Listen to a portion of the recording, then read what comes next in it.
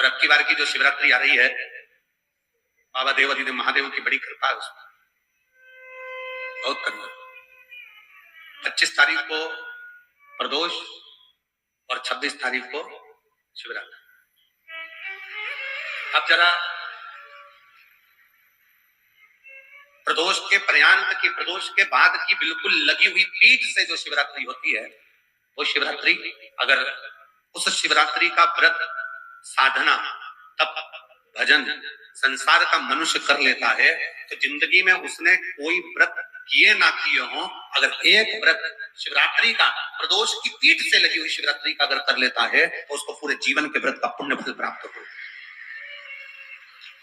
एक व्रत शिवरात्रि का प्रदोष पर्यंत की, अर्थात प्रदोष की पीठ से जुड़ी हुई। अब अगर आप कोई ब्राह्मण से, अगर कोई विद्वजन से, कोई पंडित जी से आप पूछेंगे प्रदोष कितनी बजे लग रहा है, वो बताएंगे फिर प्रदोष लगने के बाद प्रदोष कब समाप्त हो रहा है, तो जिस दिन 26 तारीख हो रही है उसमें लगाया, दोनों की पीठ मिल रही, दोनों।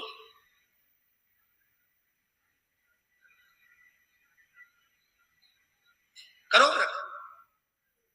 आपने कितनी भी एकादशी के व्रत करे हो, कितनी भी द्वादशी के व्रत करे हो, कितनी भी चतुर्थी व्रत करे हो, कितनी भी तीज व्रत करे हो, कितनी भी अष्टमी का व्रत करा हो, कितनी भी नवरात्रि के व्रत करा हो, कितनी भी तीज का व्रत करा हो, चाहे दुनिया के कितने भी व्रत आपने करे हो, अगर आपने एक महाशिवरात्रि का व्रत नहीं करा तो कोई व्रत का पुण्य फल आपके खाते के अंतर आ नहीं पाता। शिवरात्रि के व्रत की इतनी मूलता है। पर एक निवेदन है, अगर कोई बुजुर्ग है, कोई बीमार है, कोई बूढ़ा व्यक्ति है, बहुत बीमार है, तो उसको निवेदन है, आप व्रत ये नहीं कि 24 घंटे का करो, आप व्रत 2 घंटे का कर लो, 1.5 घंटे का कर लो, 1 घंटे का कर लो, 15 मिनट का करो, पर निवेदन है कि जो बीमार व्यक्ति है वो आधे घंटे, 1 घंटा, 2 घंटा, 6 घंटा, 15 मिनट पर शंकर की शिवरात्रि का व्रत ये विचार कर करना। बहू बेटा नाते रिश्ते सबको कह देना, कोई बीमार व्यक्ति ना वो भी कह दे कि देख बेटा मेरा व्रत है, तो घर के लोग कहेंगे पापा आपकी तबीयत खराब, मम्मी आपकी तबीयत खराब, दादी आपकी तबीयत खराब, आप व्रत कैसे कर रही हो, बच्चे की व्रत, बच्चा कैसे व्रत कर रहा है, तो कह देना मेरा 2 घंटे का व्रत है, 2 घंटे मैं बाबा का नाम लेकर, जल चढ़ाकर, जल का आचमन कर कर मेरे बाबा की भक्ति कर लूं 2 घंटे की, मेरा व्रत पूर्ण हो जाएगा, मैं व्रत कर रहा हूं। आधी में पुनी, तुलसी बाबा कहते हैं थोड़े में बहुत होता है। आपके व्रत अगर कोई बीमार है उसके लिए, अगर कोई कष्ट है शरीर में उसके लिए ऐसा व्रत है, बाकी के सभी के लिए तो वही व्रत शिवरात्रि का पूर्ण व्रत है जिसमें भगवान शंकर की विरल भक्ति को हम प्राप्त करें। और शंभो शरणे मांगू घड़ी रे घड़ी, दुख काटू दया करीन दर्शन, ओ शंभु शरण। 26 फरवरी की है, 26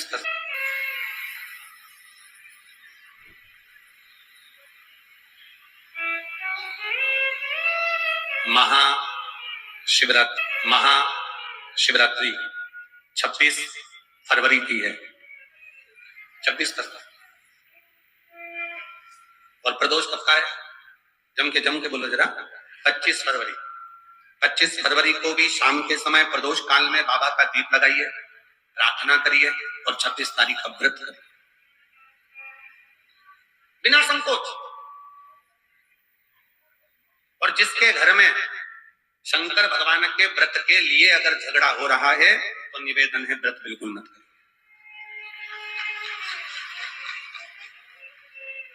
पति पत्नी का झगड़ा हो रहा है, पति कह रहा है क्या शंकर शंकर लग रहा है, अपने को शिवरात्रि के दिन शंकर जी का अपमान नहीं सुनना। इसलिए राजी हो तो व्रत करो, राजी नहीं है पति, परिवार के लोग राजी नहीं है, चिड़चिड़ कर रहे हैं तुम्हारे व्रत करने से, तो आपके चक्कर में शंकर भगवान की निंदा तुम्हारे कान में जाए ऐसा व्रत किसी का, ऐसे व्रत की कोई नहीं। आपके घर के लोग राजी हो, माता पिता राजी हो, सास ससुर राजी हो, पति राजी हो, पत्नी राजी हो, परिवार के लोग राजी हो, बेटा बेटी सब, बच्चों का मन है मम्मी मुझे व्रत करना है, हाँ बेटा कर, एक ही तो व्रत करना है शिवरात्रि का, करो। घर के बुजुर्ग ने कह दिया मुझे व्रत करना, बिल्कुल करो, आज का मौका मिला है आपको करने का, महाशिवरात्रि का व्रत करिए। घर के अंदर अगर तुम्हारे व्रत करने से झगड़ा हो रहा है, काय को व्रत कर लिया, क्या होता है शंकर जी का व्रत करने से, क्या होगा शंकर जी का तप करने से, जबरदस्ती वो सीहोर वाले महाराज के चक्कर में पड़ी हो, क्या होगा शिवरात्रि व्रत से, क्या होगा शंकर जी को जल चढ़ाने से, तो उससे अच्छा है अपने घर में बैठो, श्री शिवाय नमस्तु, श्री शिवाय नमस्तुभ्यं श्री शिवाय नमस्तुभ्यं श्री शिवाय नमस्तुभ्यं। 3 स्थान का स्पर्श रोग का निवारण कर देता है। 3 जगह पर चढ़ाया गया अक्षत हमारे मन को एकाग्रित कर कर और हमें अपनी मंजिल तक पहुंचा देता है। और प्रदोष और शिवरात्रि के मिलन का महोत्सव हमारे जीवन को आनंदता देता है। दीदी बोल रही हैं, हमने उम्मीद छोड़ दी थी कि बेटे की आवाज की भी और सिलेक्शन की भी, और बाबा ने आवाज भी दी और सिलेक्शन भी दिया।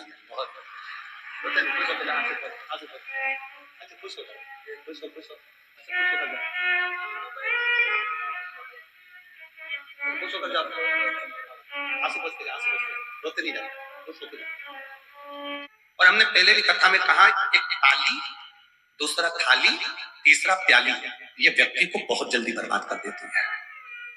पहले नंबर पर ताली, प्रशंसा करने वाले अगर तुम्हारी प्रशंसा कर कर तुम्हें गलत काम में लगा रहे हैं तो तुम्हें बर्बादी की ओर लेकर जाता है।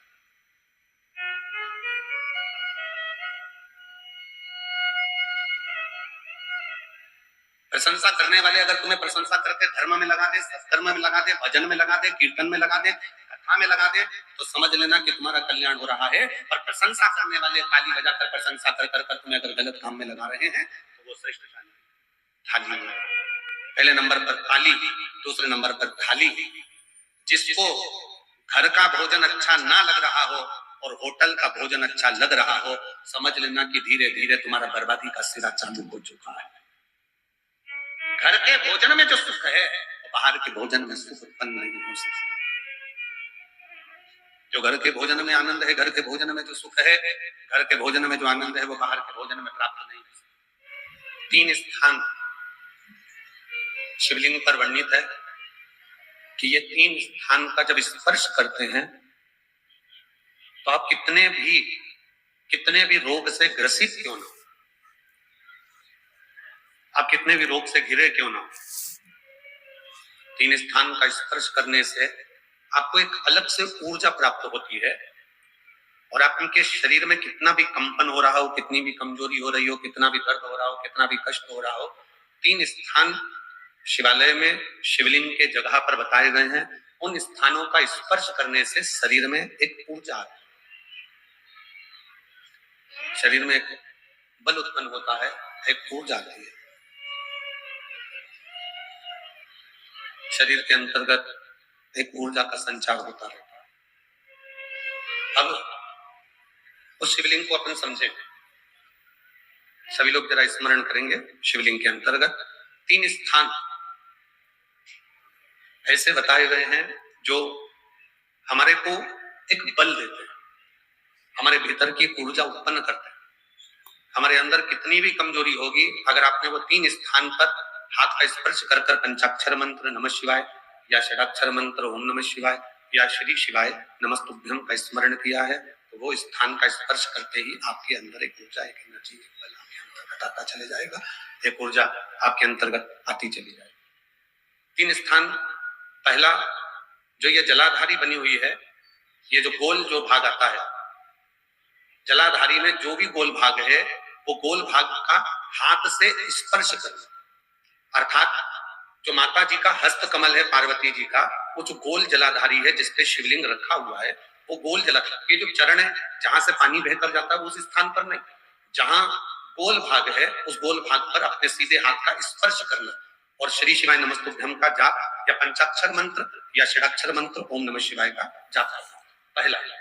दूसरा स्थान, जहां से पानी बहकर जा रहा है उस स्थान का, पानी जहां से बहकर नीचे गिरता है वो भाग पर अपने हाथ का स्पर्श, जहां से पानी बहकर नीचे गिरता है, जो जल आप चढ़ाते हो वो जल बहकर जो नीचे की ओर जाता है उसका स्पर्श, और पंचाक्षर या षडाक्षर या श्री शिवाय नमस्तुभ्यं मंत्र का जाप।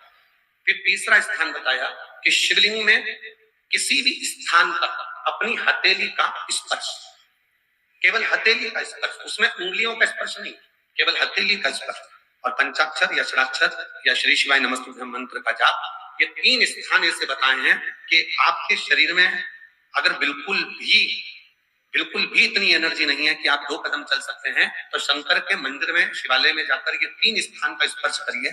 मंदिर से जब आप बाहर निकलेंगे तो खुद के बल पर निकलेंगे, कोई आपको उठाने के लिए जरूरत नहीं। आप स्वयं के बल पर निकल सकते हैं, स्वयं के बल पर आगे बढ़ सकते हैं, स्वयं के बल पर आगे निकल सकते हैं, स्वयं के बल पर आप आगे निकल सकते हैं। 3 स्थान है जहां व्यक्ति के जीवन के दुख, तकलीफ, रोग, कष्ट अपने आप नष्ट होते चले जाते हैं। तो पहला जो स्थान है वो पार्वती जी का स्थान हस्तकमल, दूसरा कार्तिकेय और गणेश के मध्य में जो अशोक सुंदरी है और कार्तिक गणेश बैठे वहां से जो पानी नीचे की ओर आता है वो स्थान, और तीसरा अपनी हथेली का, शिवलिंग का कोई भी स्थान जहां अपनी हथेली का स्पर्श हो जाए वो स्थान। ये 3 जगह हमें बल देती है, हमें ऊर्जा देती है, हमें एनर्जी देती है। आप यदि कोई कार्य के लिए निकल रहे हो, कोई कार्य करने के लिए जा रहे हो और आपका मन उस कार्य में डामाडोल हो रहा है, ये होगा कि नहीं होगा, सफलता मिलेगी कि नहीं मिलेगी, मैं कोर्ट में जा रहा हूं या पैसे पर जा रहा हूं, या कोई जमीन का लफड़ा है या कोई प्रॉब्लम है, इसमें सफलता मिलेगी कि नहीं मिलेगी। जब आपके 2 मन, और ऐसा तो संसार में कोई जन्मा ही नहीं जिसके 2 मन ना हो। घर से कथा सुनने निकलते हो तो 2 मन हो जाते हैं, आज पीली साड़ी पहन के जाऊं कि नीली पहन कर जाऊं, 2 मन जब भी हो जाते हैं। भोजन करने बैठते हो तो भी 2 मन हो जाते हैं, दाल खाऊं कि गोभी की सब्जी से पहला टुकड़ा खाऊं, रोटी का पहला टुकड़ा जब तोड़ने का नंबर आता है तो सोच में आता है कि इससे खाऊं कि इससे खाऊं कि इससे खाऊं। 2 मन तो वहां पर भी है। किसी के यहाँ शादी में गए, किसी के यहाँ शादी में पहुंचे और शादी में पहुंचकर वहां बहुत सारे स्टॉल लगे हैं, खाने की बहुत सारी व्यवस्था करी गई है, फिर 2 मन हो जाते हैं कि मैं पहले चाउमीन खाऊं कि पानी पतासा खाऊं, गोलगप्पा खाऊं कि छम्मक लड्डू खाऊं कि मैं जलेबी खाऊं कि क्या पैसा। मन 2 हर जगह। और ऐसा नहीं है कि मन 2 नहीं होते, मन विचलित आ जाता है। और शिव महापुराण की कथा कहती है कि कभी भी अगर कोई फॉर्म भर रहे हो, कोई एग्जाम दे रहे हो, कोई कंपटीशन एग्जाम में बैठे हो, या मेरे बेटे बेटी 10th और 12th का यदि एग्जाम दे रहे हैं, तो अपना 2 मन मत, तुम एक मन बनाओ कि मैं इस एग्जाम में बैठ रही हूं और मेरा विश्वास कहता है कि मैं शंकर पर पूरा भरोसा करती हूँ और मैंने रात दिन पढ़ाई करी है तो मैं पास होकर मानूंगी, तो वो पास होकर ही। जहां मन विचलित हो जाता है, जहां मन 2 हो जाते हैं, फिर वहां थोड़ा सा भ्रम उत्पन्न हो जाता है। 3 अक्षत को इन 3 स्थान पर ही रखा जाता है। जो 3 स्थान अभी आपको बताए हैं, एक माता पार्वती जी का गोल स्थान हस्तकमल स्थान, दूसरा जहां से पानी बहकर नीचे की ओर जा रहा है उसी विराम स्थल पर, और तीसरा शंकर भगवान के शिवलिंग। ये 3 स्थान 3 अक्षत से पूर्ति करते हैं। जैसे प्रदोष के दिन, प्रदोष काल में जलाया गया दीप, प्रज्वलित करा गया दीप 5 स्थान पर फल देता है। कितने स्थान पर फल देता है? 5 स्थान पर। आप में से कितने लोग हैं जो प्रदोष के दिन दीप लगाने मंदिर जाते हैं या शंकर जी के मंदिर पहुंचते हैं? बहुत बहुत प्रणाम, आपको साधुता जानना चाहिए। अपना प्रदोष के दिन, प्रदोष काल में लगाया गया दीपक 5 स्थान पर फल देता है। पहला स्थान, अगर हमको या हमारे परिवार में किसी को काल सर्प दोष है तो हमारा प्रदोष का लगाया गया दीपक कहीं पूजन मत कराओ, वो दीप जलाने से ही काल सर्प दोष समाप्त होता चलेगा। दूसरा स्थान पितृदोष, अगर किसी ने कह दिया कि तेरे घर में पितृदोष है, तेरे घर में, कई लोग बता देते हैं कि तुम्हारे घर में, कई माताएं पूछती हैं मेरे घर में बेटा नहीं, मेरे घर में 3 बेटी हो गई, 4 बेटी हो गई, 5 बेटी हो गई, बेटा नहीं है, बेटा नहीं, तो किसी ने कह दिया पितृदोष है। अब तुम शंकर जी की पूजन कर रहे हो, शंकर जी पे जल चढ़ा रहे हो, शिव की स्तुति कर रहे हो, तो किसी किसी की यहाँ 3 बेटियों के बाद, 4 बेटियों के बाद, एक माता ने तो लिखा है कि उसके यहाँ 2008 में उसके घर में लड़की ने जन्म लिया था, या 2008 में उसके घर में बच्चे ने जन्म लिया था, लड़की। उसके बाद फिर लड़की ने जन्म लिया और उसके बाद उसके घर में कोई पुत्र का योग नहीं बना, तब उसने प्रदोष के समय पर शाम को दिया लगाना प्रारंभ करा, और 2008 में बच्ची जन्मी थी और अब 2024 में उसके घर में लड़के ने जन्म लिया।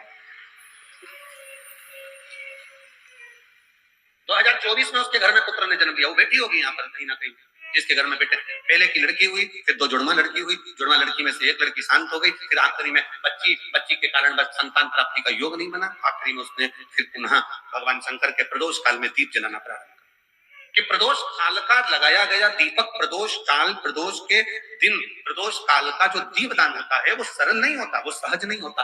5 स्थान की पूर्ति करता है। पहला, जम के बोलो, पहला स्थान किस चीज के लिए? काल सर्पदोष के लिए। दूसरा, पितृदोष। कैसा भी तुम्हें कोई पितृदोष बता दे, कितना भी तुमसे कोई कह दे कि तेरे घर में पितृ का दोष है, तेरे घर में ये दोष है, अगर आप प्रदोष के दिन, प्रदोष काल में, अर्थात सूर्य अस्त के समय के 2:45 तक का जो समय होता है, 2 घंटे के समय का, उसके अंतर्गत अगर आप प्रदोष काल के समय में भगवान शंकर को दीप लगाने के लिए अगर पहुंचे हो तो वो आपको फल देगा ही, पितृदोष का निवारण होगा ही, चाहे तुम कुछ करो चाहे मत करो, तो पितृ की शांति करा देगा। दूसरे नंबर पर है पितृदोष। तीसरे नंबर पर है वास्तु दोष। हमारे घर का यदि वंश की वृद्धि नहीं है, 30 वर्ष शादी के हो गए, 40 वर्ष शादी के हो गए और औलाद है ही नहीं, डॉक्टर ने भी हाथ नीचे कर दिया, टेस्ट भी करवाया, IVF करवाया, सब कुछ तुमने करवा लिया, तो भी औलाद नहीं है, तब आखिरी में एक काम चालू करो, प्रदोष का दिन दोनों पति पत्नी व्रत चालू कर दो प्रदोष का, और प्रदोष काल में शाम के समय जाकर एक ही दिए में 2 लंबी बाती जानते हो ना, रुई की लंबी कपास की बाती 2, और दोनों बाती एक ही दिए में रखकर पति पत्नी दोनों उसको प्रज्वलित करना प्रारंभ करें, आवाज संतान देकर ही रहेगा, औलाद आएगी ही। दीप की जो बाती में अंतर आ जाता है, गोल बाती में और लंबी बाती में अंतर आता है, बहुत अंतर आता है। पितरों के लिए गोल बाती का प्रयोग बहुत कम होता है, देवी जी के लिए, माता रानी के लिए, जगत जननी के लिए गोल बाती का प्रयोग बहुत कम होता है हमारा, ध्यान रखिएगा। एक पितर के लिए, एक जगत जननी जगदम्बा दुर्गा भवानी के लिए गोल बाती का प्रयोग कम होता है, लंबी बाती का प्रयोग ज्यादा। क्यों? क्योंकि हमारे घर के कुल देवी और हमारे घर के पितर हमारे वंश की वृद्धि करें, इसलिए लंबी बाती रखी जाती है, जिससे हमारा वंश बहुत लंबा चले, बहुत उन्नति की ओर बढ़े, इसलिए लंबी बाती का प्रयोग। शिव महापुराण की कथा कहती है 5 जगह पर हमारा जलाया गया एक दीप जो प्रदोष के दिन प्रदोष काल में लगाया जाता है, 5 जगह पर भारी पड़ता है। पहले नंबर पर, जम के बोलते जाओ, काल सर्पदोष। दूसरे नंबर पर पितृदोष। तीसरे नंबर पर घर का वास्तु दोष। हमारे घर में कितना भी वास्तु दोष है, कोई ने कह दिया यहाँ बाथरूम नहीं बनना थी, यहाँ पर शौचालय नहीं बनना था, यहाँ सीढ़ी नहीं बनना थी, वो सीढ़ी वहां बनना थी, ये सीढ़ी वहां बनना थी, तुम पूरा घर तोड़वा के देख लो, उसके बाद में जैसा वास्तु वाले हैं वैसा करा कर देख लो, उसके बाद भी तुमको शांति नहीं मिले तो समझ लेना कि तुम्हारे घर में वास्तु दोष तो तुमने दिखाकर समाप्त कर लिया, फिर भी वो समाप्त नहीं हो रहा, तो प्रदोष काल का लगाया गया प्रदोष के समय कर दिया, आखिरी में वास्तु दोष को भी समाप्त कर देता है और उसमें भी फल प्रदान करता है। काल सर्पदोष, पितृदोष, वास्तु दोष। चौथे नंबर पर 1 रुपया कमाया, 1.25 रुपए खर्च हुआ, पैसा आया गया, ये चौथे नंबर का व्यापार में थोड़े दिन दुकान अच्छी चली, थोड़े दिन बैठ गए, थोड़े दिन काम चला, थोड़े दिन बैठ गए, गाड़ी चली, थोड़े दिन फिर बैठ गए, अर्थात हमारी फैक्ट्री थोड़े दिन चली फिर बैठ गए, कहीं ना कहीं तकलीफ, थोड़े दिन खाते थोड़े दिन रोते वाला चल रहा है। तो प्रदोष काल का, प्रदोष के समय का दिया इस दुख को समाप्त कर रेगुलर एक जैसी सांझी, एक जैसी लक्ष्मी की वृद्धि करते चले प्रदोष काल का। और 5वें नंबर का प्रदोष काल का दिया, प्रदोष समय का दिया, 5वें नंबर पर रोग का निवारण। ये 5 स्थान जो बताए गए हैं प्रदोष काल के दिन, प्रदोष के दिन दीप प्रज्वलन। घर में जो भोजन बनाकर रखा उसमें श्रेष्ठता ही नहीं, संतुष्टि मिली नहीं, और बाहर का भोजन श्रेष्ठ लग रहा है, बर्बादी का सिरा। मित्र ले जाएंगे, चल जरा बाहर खाकर आते हैं, होटल ले गए, पार्टी में ले गए, खाया पिया आ गए, आज उन्होंने खिलाया कल तुमसे खाया। फिर है प्याली मित्र, ताली, थाली, जम के बोलो प्याला। ये पीने वाले जो होते हैं ना, तुमको तुम्हारे बच्चों को पहले लेकर जाएंगे, साथ बिठाएंगे, घुमाएंगे, फिराएंगे, रंग ढंग दिखाएंगे, एंजॉय कराएंगे, अपने पैसे से पहले तुम्हें खिलाएंगे, फिर जब तुमको लत लग जाएगी तब तुम्हारे पैसे से वो आप पिएंगे और तुम्हें एक दिन बर्बाद कर कर चौराहे पर बिठा देंगे। ये प्याली, ये बर्बाद कर, तीनों से बचिए। ताली प्रशंसा करने वालों से भी बचिए, थाली होटल का भोजन कराने वालों से, गलत भोजन कराने वालों से, मांसाहार कराने वालों से, वेश्यावृत्ति कराने वालों से, जुआ खेलने वालों से या अन्य व्यसनों में डूबने वालों से थोड़ा। अगर गलत संगत अगर है तो वो हमें बर्बाद। और कोई कहता है कि गुरुजी हमारे परिवार के लोग ऐसा कर्म कर दिया और वो ऐसा, तो हमारा निवेदन है ऐसा नहीं कि आप परिवार छोड़ दोगे, घर छोड़ दोगे, कुटुंब छोड़ दोगे, आप तो इतना करो ना कि पानी से मिट्टी और मिट्टी से पानी दोनों ही कीचड़ मचा रहे हैं तो दोनों की दूरी ही श्रेष्ठ। और 80 में भी अभी कोई भरोसा नहीं है। चलते चलते लड़की, एक दुल्हन इंदौर में अपनी शादी में महिला संगीत में नाच रही थी और दुल्हन मर गई। अभी हमारे एक शाहपुर के पास में एक दूल्हा घोड़ी पर बैठा हुआ था, वीडियो देखा होगा आप लोगों ने, घोड़ी पर बैठा और दूल्हा घोड़ी पर बैठा और बस उतरने वाला था और प्राण छूट गए। जीवन का क्या ठिकाना है, किसको मालूम कौन की मृत्यु कब आएगी, कौन मरेगा कब, कैसे मरेगा, इसका ठिकाना है, किसको मालूम। और काया के तुम कभी अभिमान ना करो, कितने भी सुंदर हो, कितने भी ब्यूटीफुल हो, कितने भी, तुम्हारे काया का अभिमान मत करो। ये काया कम माटी मिल जाती है, कोई बीमे वाले कहेंगे घर जा, पागल हो गए। 80 साल में कोई बीमा होता है? अब तो तुम ऊपर जाने की उम्र और तो बीमा कराने आए, पूरा की पूरा पैसा आप भी लेना चाहते हो। बीमा कराने के लिए भी उम्र देखी जाती है, 18 साल, 20 साल, 25 साल, 30 साल, 35 साल, 40 साल, 50 साल। 50 साल के बाद बीमा वाला भी 50 बार सोचता है कि बीमा करूं कि नहीं करूं। जैसे बीमा कराने की उम्र होती है, उसी तरह ब्यूटी पार्लर जाने की भी उम्र होती है।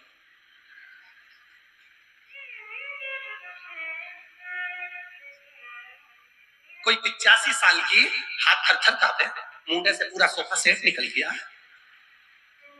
खिड़कियां खराब हो गई, गेट दोनों बेकार, मशीन से काम चल रहा, पूरा चेहरे पर सल पड़ा, हाथ पूरे कमजोर, कपड़े ऐसे लग रहे जैसे हैंगर पे टांग दिए, और पूरा शरीर बेकार। और फिर उसको घर की बहू ने ब्यूटी पार्लर में ले जाकर बिठा दी और फिर पार्लर वाली ने कहा मुंह ऊपर करो। अब ऊपर भी करे तो अब गर्दन भी कब तक, जवानी अवस्था हो तो ठहरी रहे, बुढ़ापे में फिर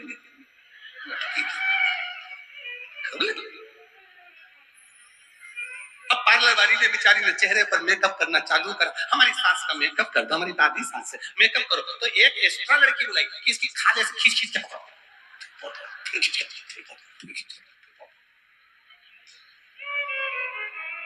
अब पूरा मेकअप निकल गया। अब चेहरे का तो मेकअप कर दोगी, फिर इतने में पार्लर वाली ने पूछा सोफा सेट तो है ही नहीं, दांत का है, तो वो बहू बोली फ्रीज में रखे। फ्रीज, फिर डिब्बी मंगवाई फ्रीज में से के लेके आओ, थोड़ा सा चेहरा ठीक हो जाएगा, दांत लगाए फिट करे। अब इतने में 95-80 साल की डोकरी बोली बूढ़ी अम्मा, लेंस लगा दो आप।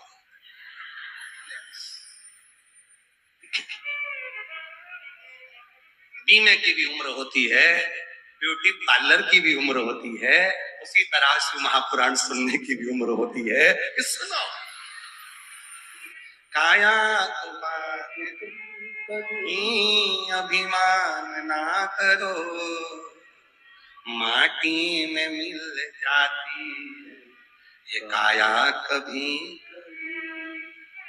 मिलती है शिव नाम, भक्ति कभी होती है अपने सिरसा में, शिव पुराण कभी बड़ी मुश्किल से। और बेटों को पाके तुम कभी अभिमान ना करो, बेटों को पाके तुम कभी अभिमान ना करो, बन जाते हैं पड़ोसी बेटा कभी कभी, बेटी को पाके तुम कभी अभिमान ना करो, बेटी को पाके तुम कभी अभिमान ले जाते हैं जमाई भी बेटी कभी कभी होती है अपने सिरसा में, शिव पुराण कभी कभी। मकान के छत पर खड़े हो जाओगे तो तुम्हें मकान दिखाई देगा क्या? आपका खुद का मकान? जम के तो बोलो, जितने लोग आस्था पर कथा सुन रहे हो और फेसबुक यूट्यूब पर श्रवण कर रहे हो, अगर आप छत पर खड़े हो गए, अपने घर की छत पर खड़े हो गए और अपने घर की छत पर खड़े होकर क्या आप मकान देख सकते हो? सामने से नहीं देख। मकान कब देख सकते हो? जब आप इस छत से उतरकर नीचे जाओगे और नीचे जाने के बाद बाहर निकलोगे। बाहर निकलने के बाद आप देख पाओगे कि हमारा मकान का फ्रंट है, ये हमारा मकान है। बोलो सही है कि गलत है? अब ऊपर छत पर खड़े हो और नीचे क्या हो रहा है, मकान कैसा है, मकान में अंदर कमरे कितने हैं, क्या हो रहा है, आप देख नहीं सकते। उसी तरह अहंकार की सीढ़ियों पे से चढ़कर जब हम अहंकार की छत पर चढ़कर खड़े हो जाते हैं, अभिमान की छत पर जब हम पहुंच जाते हैं, तो हम अपने भीतर झांक नहीं पाते कि अंदर हमारे क्या हो रहा है, कि हमें अभिमान कितना ऊंचा ले गया कि हम अंदर झांक ही नहीं पा रहे। हमारी जीजी आई थी ननन भाई राखी पे, हाउ 10-10 रुपए का रुमाल लिए और आ गई। और मैंने तो इनसे कहा था, काहे को 500 रुपए दिया है, 50-50 रुपए दे देते बस, और क्या। उनका छोरा छोरी के भी 100-100 दे दिया, उनके भी 500-500 दे दिया, उनके 1000 दे दिया, उनके ऐसा कर दिया। अब राखी एक बार आई है और ये अगली राखी तक प्रपंचा चलने वाला है। वह रुमाल का, वह नरियल का, वह गोला का, वो कपड़ा का, वो मिठाई का। और मिठाई भी लाई तो ऐसी लाई, बताओ कहाँ की दुकान की लेके आ गई थी, पता ही नहीं। उसमें घासलेट का तेल की तो बदबू ही नहीं थी। अब वो तो आई तो रुमाल भी लाई, नारियल का गोला भी लाई ने, श्रीफल भी लाई ने, नारियल के साथ में राखी भी लाई और मिठाई भी लाई। अब तुमने क्या करा?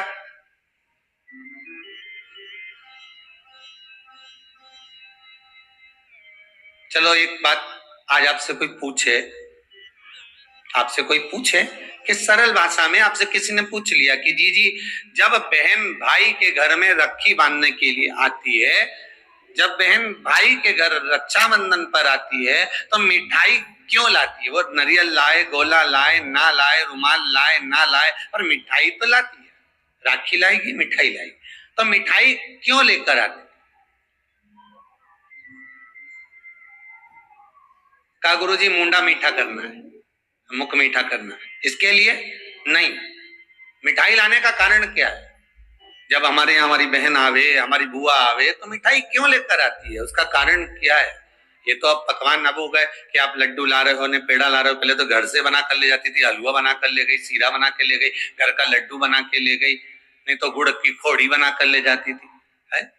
कुछ ना कुछ लेकर चली। तो अर्थात शास्त्र कहता है कि आखिर मीठा क्यों लेकर आई, उसका कारण क्या, मिठाई क्यों लेकर आई है बहन मिठाई जो लाई है वो भाई को खिलाने के लिए लाई है, पर मिठाई लेकर जो अंदर प्रवेश करी है उसका कारण केवल मुख मीठा कराना नहीं है, उसका कारण केवल एक है कि जैसे जीजी मिठाई लेकर आपके घर में पहुंची है, वो भाभी को, वो भैया को, वो अपने घर के एक एक बंधु को, एक एक भतीजे को ये दर्शाना चाहती है कि जब तक बहन तुम्हारे यहाँ रहे तुम्हारे मुख मीठा रहना चाहिए, उसके आने से तुम्हारा मुख भगोने जैसा नहीं होना चाहिए, तपेले जैसा नहीं होना चाहिए, उसका मुख मीठा हो जाए, आपकी वाणी मीठी रहे, आपका हृदय मिष्ठान से परिपूर्ण रहे। और जब मुख मीठा होगा तो जीवन का एक आनंद अपने आप उत्पन्न हो जाएगा। या मिठाई की मूलता उससे नहीं है, या मिठाई की मूलता आपकी मिठास से। मुख मीठा करोगे महाराज,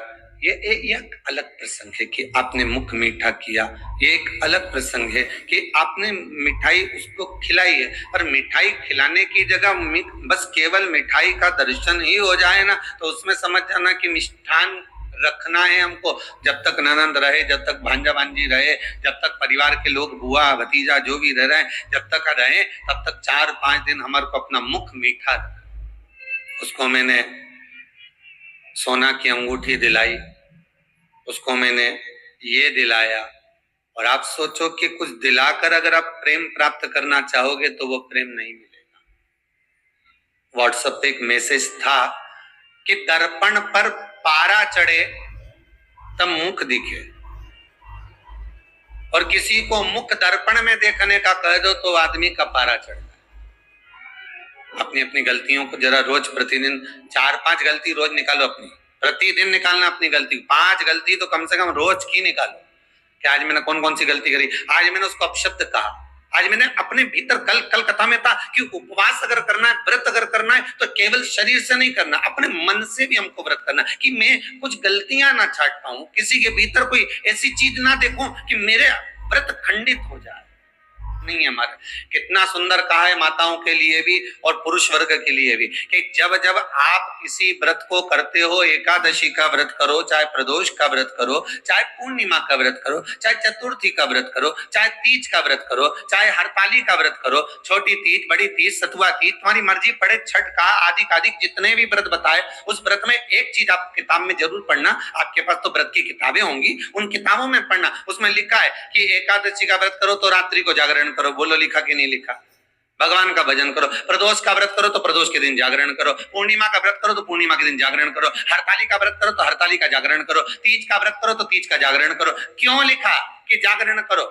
क्यों लिखा कि भगवत भजन करना है? जिस दिन तुम्हारा व्रत रहे उस दिन तुम्हें भगवत भजन करना, उस दिन रात्रि का जागरण करना। उसमें यह नहीं लिखा कि रात भर आपको भजन, उसमें तो लिख दिया जागरण करना। जागरण का मतलब क्या होता है कि भगवान की भक्ति में डूब जाना, संसार की वस्तुओं में नहीं, आसक्तियों में नहीं, तृष्णा में नहीं, लोभ में नहीं, हमें परमात्मा के चरणों में डूब जाना है। रात्रि भर हमें उसका स्मरण करके सोना है। भले आप आधा घंटा सोएं, ये भी नहीं कहते कि पूरी रात तुम बैठ के मंजीरा बजाओ, सीताराम सीताराम करते और तुम्हारे बस का है भी नहीं रिजी जी हो।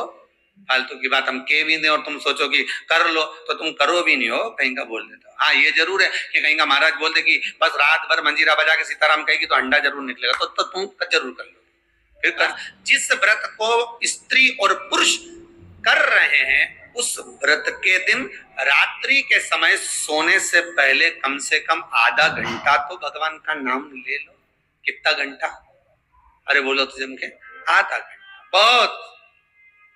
मंदिर में खड़े होकर भी हमको बेटा बेटी से बात करे, पत्नी पति को फोन लगाए, पति पत्नी को फोन लगाए, सास बहू को लगाए, बहू सास को लगाए, भतीजा भतीजी को लगाए, बहन भाई को लगाए, तो भी मंदिर में पूजन कर रही और फोन आ गया तो भी कह देगी मुझे तेरी बड़ी याद आ रही हो। अब भगवान के चरणों में बैठी भगवान की पूजन कर रही, भगवान की अर्चना कर रही, भगवान से निवेदन कर रही और फोन लगाकर दूसरे से करे कि मुझे तेरी याद आ रही, तो भगवान को कितना बुरा लगेगा? कितना बुरा लगेगा कि बेटी मेरे पास में है।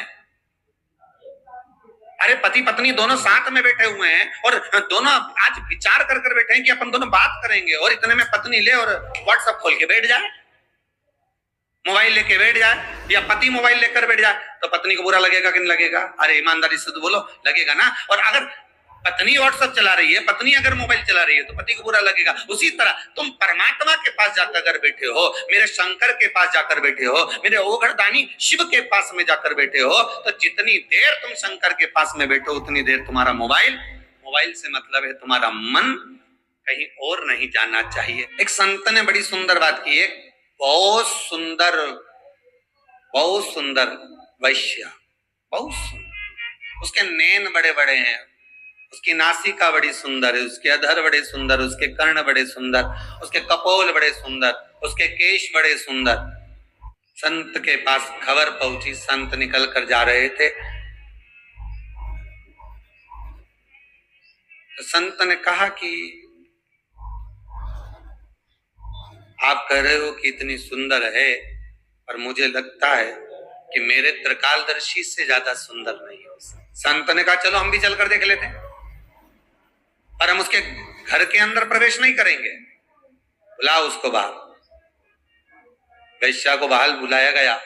जैसे ही बाहर बुलाया, संत ने कहा तुम इसकी बात कर रहे हो, इसकी बात कर रहे हो कि ये इतनी सुंदर है?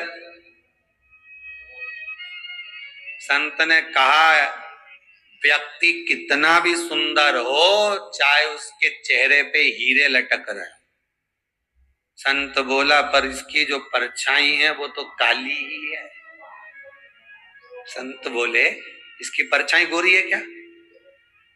आप लोगों में से जितने भी हैं जो रोज दर्पण देखते हैं, चौटी भी करते हैं, बढ़िया सुंदर श्रृंगार भी करते हैं, 50 बार विचार भी करते हैं कि मैं कितनी सुंदर, क्या जोरदार लग रही, ने लहंगा ने चोली ने चुंदड़ी सब पहनी, बड़ी सुंदर दिखे, पर अभिमान किस चीज का करें? अगर सुंदरता का अभिमान आए तो एक बार चलते हुए रास्ते में अपनी परछाई जरूर देख लेना कि आप कितने भी सुंदर हो पर परछाई काली है। उसी तरह संसार की जितनी वस्तुएं हमको प्राप्त हो रही है, संसार की जितनी वस्तुएं हमको मिल रही है, संसार के जितने लोग हमको मिल रहे हैं ये सुंदर बड़े होंगे। फ्रिज भी सुंदर है, वॉशिंग मशीन भी सुंदर है, एसी का रूम भी सुंदर है, डल्लफ का गद्दा भी सुंदर है, ये सोने की रकम भी सुंदर है, ये हाथ में पहनने वाले आभूषण भी सुंदर हैं, गले में धारण करने वाले सारे आभूषण भी सुंदर हैं, सब कुछ सुंदर है। पर इस सुंदरता के साथ में इसकी परछाई भी तो देखो कि ये काली है कि नहीं। परछाई किसकी नहीं दिखती।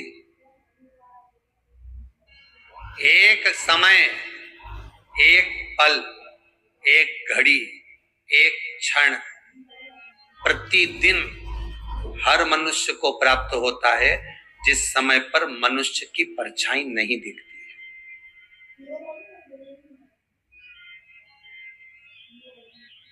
उस समय पर आपको अपनी परछाई नहीं दिखेगी। वो कितनी बजे? दोपहर ठीक 12 बज रहे हैं। कितने? जम के बोलिए जरा। आपकी घड़ी के आगे पीछे हो सकता है, अगर घड़ी आगे पीछे होगी तो भले परछाई दिख जाएगी, पर ठीक अभिजीत मुहूर्त में ठीक दोपहर के 12 बज रहे हो और सूर्य तुम्हारे मस्तक पर होगा, उस समय पर परछाई दिखेगी क्या? नहीं। सूर्य थोड़ा सा भी पीछे हुआ, आगे हुआ तो परछाई दिखेगी, पर ठीक सूर्य तुम्हारे मस्तक पर होगा तो परछाई नजर नहीं आएगी। शिव महापुराण की कथा कहती है जिस समय पर तुम्हारे मस्तक पर सूर्य होता है उस समय पर परछाई नहीं दिखती, उस समय पर केवल तुम ही नजर आते हो, उस समय पर केवल तुम ही रह जाते हो। उसी तरह जिस समय पर तुम्हारे मस्तक पर शंकर की कथा, शिव महापुराण और शंकर के चरण विराजमान होते हैं तब व्यक्ति को कुछ नजर नहीं आता, केवल महादेव ही नजर आता है, केवल शिव ही नजर आता है, कोई दूसरा नहीं दिख सकता, कोई परछाई नजर नहीं आ सकती। एटीएम पर गए, तुरंत आपने वो अपना जो कार्ड था वो उसमें लगाया, पैसा निकाल के लिया। बोलो सही है कि गलत है? गए, कार्ड लगाया, लेकर आ गए।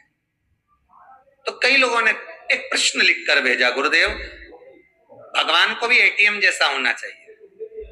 जैसे ही हम मंदिर में जाएं, जैसे ही हम भगवान से प्रार्थना करें, जैसे ही हम भगवान से निवेदन करें और भगवान हमारी बात सुन ले, जल्दी से हमारी गोदी भर दे, जल्दी से भगवान हमें धन दे दे, वैभव दे दे, सत्ता दे दे, पर भगवान बहुत धीरे धीरे सुनता है, बहुत धीरे धीरे।